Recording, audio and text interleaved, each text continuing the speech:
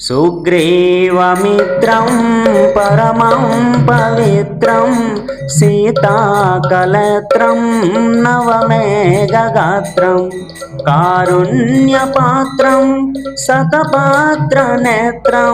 श्रीरामचन्द्रं सततं नमामि। श्रीरामचन्द्रं सततं नमामि। संसारसारं निगमप्रचारं धर्मावतारं दूतभूमिभारं सदा विकारं सुखसिन्धुसारं श्रीरामचन्द्रं सततं नमामि। श्रीरामचन्द्रं सततं नमामि। लक्ष्मीनिवासं जगतं निवासं लङ्काविनाशं भुवनप्रकाशं भूदेववासं शरदिन्दुवासं श्रीरामचन्द्रं सततं नमामि। श्रीरामचन्द्रं सततं नमामि।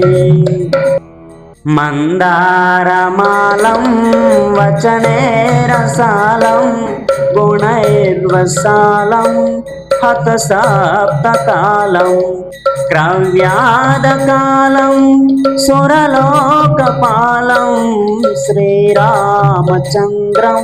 सततं नमामि।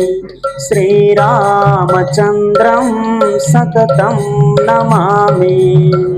येदन्तगानं सकलैच्छमानं पृतरीमानं त्रिदशाप्रदानं गजेन्द्रयानं विगतवासनं श्रीरामचन्द्रं सततं नमामि। श्यामाभिरामं नयनाभिरामं गुणाभिरामं वचनाभिरामं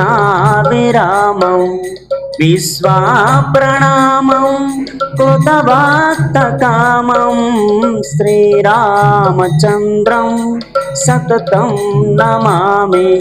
श्रीरामचन्द्रं सततं नमामि।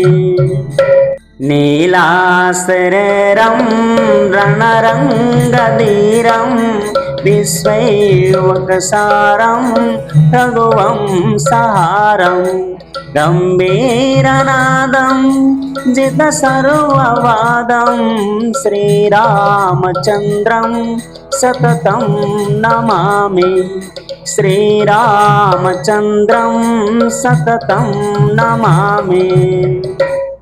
कले कृतं तं स्वजने विनीतं सामोपगीतं मनुषा प्रतीतं रागेण गीतं वचनादितीतं श्रीरामचन्द्रं सततं नमामि।